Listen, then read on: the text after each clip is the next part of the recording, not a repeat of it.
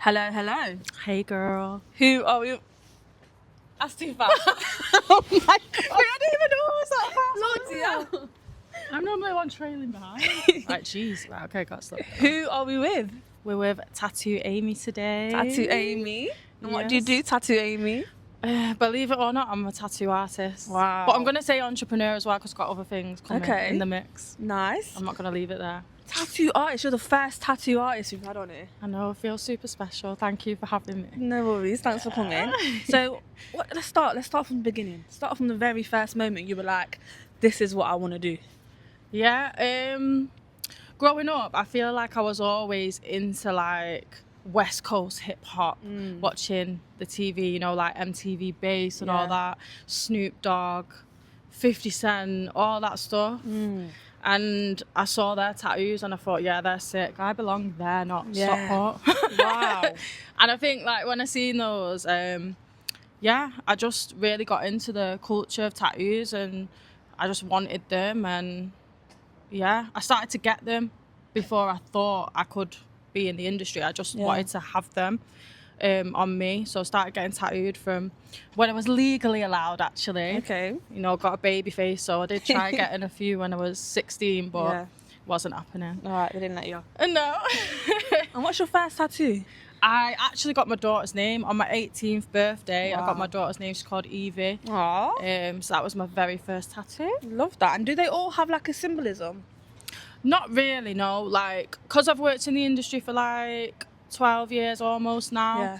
Obviously, a lot of them have got meaning, but then if we've got a cancellation, we're just going to draw on each other. Like, that's just as easy as it is. Like, it's just what happens.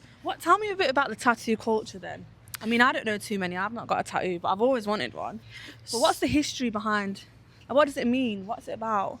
I think it's just, for me, I think there's lots of opinions you could have on it, but my opinion of the culture and the history behind it is just identity. Yeah. And that's what it was for me.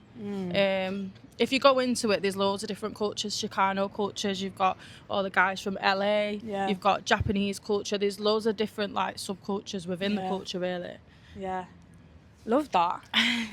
What does it mean for you personally? For me, it was the start of me creating an identity for myself because I felt like I didn't really have one and I didn't really feel like I belonged as a child.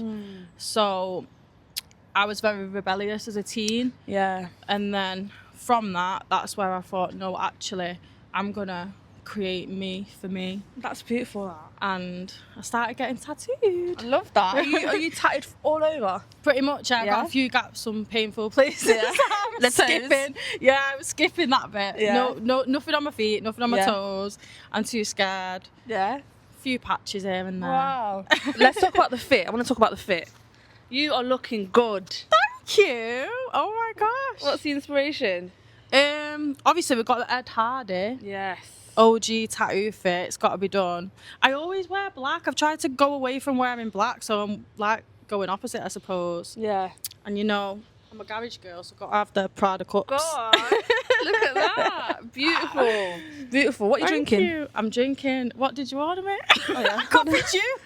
Oat milk hot chocolate. You know. Are you at oat milk? Yeah, I do like a bit of oat milk, girl. Do you know what? Everyone loves oat milk these days. You know, the milkman even delivers it to my house now. Really? Yeah, you can get it from the milkman. They deliver oat milk? It's big stuff now. It's big. I didn't even know that still existed, milkman. Swear down.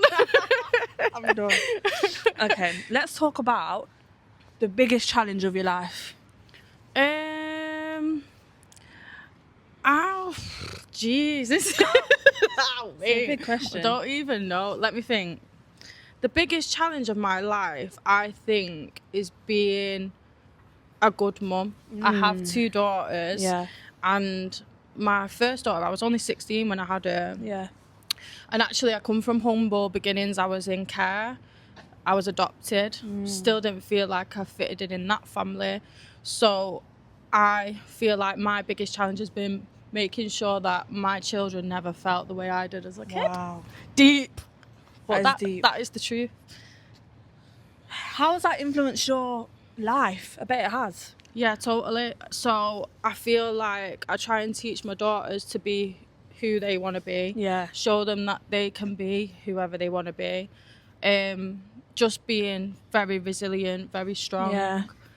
And just being me. And I think that has worked, definitely. What an inspiration. Thank you so much. You're quite cool, innit? Do you think so? Yeah, you're cool, innit? Have you always been cool? Nah, do you know what? I thought I was cool, obviously, but other people didn't. I feel like it's only now that people get me, and I think that's just because I've always stayed true to myself, and it's paid off. Yeah. I think when you're younger, you tend to want to fit in, and I just didn't fit in. Even with my friends, like, Why? I think there was just secret haters. I was different, Yeah. and people don't always like it if you don't stick to the plan. If you don't dress how, that's trendy, or if you know what it's like being a kid in school. But yeah, I just want to say, if you feel like you're that person and you don't fit in, and that you're a bit of an outcast and an underdog, keep doing you, because that's what I did, and that is what's paid off for me in the long run. People see me now. People used to overlook me. Wow. I see you. We all see you, man. And you know what? Being different. What? I don't know why that's a fucking bad thing. It's not. And I think, like, that's it. Like, it's just so pressurizing being a young person. When you get in your 30s, you know yourself. You just stop caring. Yeah. But if you can stop caring younger, like in your teens, you're destined for greatness, man. Yeah. You're not a sheep. You're a shepherd, wolf, whatever. If you weren't a tattoo artist, what would you be? Do you know what I really wanted to be before that? A fashion designer. Okay. I love fashion. Yeah. I think it all intertwines: fashion, tattooing, music. It's all creative. Yeah. Yeah. I love that. Who's your favourite fashion designer? I don't know. I love Prada. I love like the nylon kind of sporty vibes. Yeah.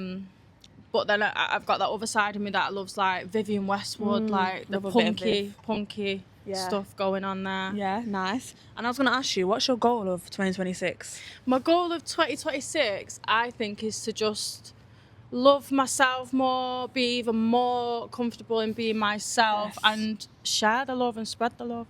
Wow. Look at this. So much energy coming out from you.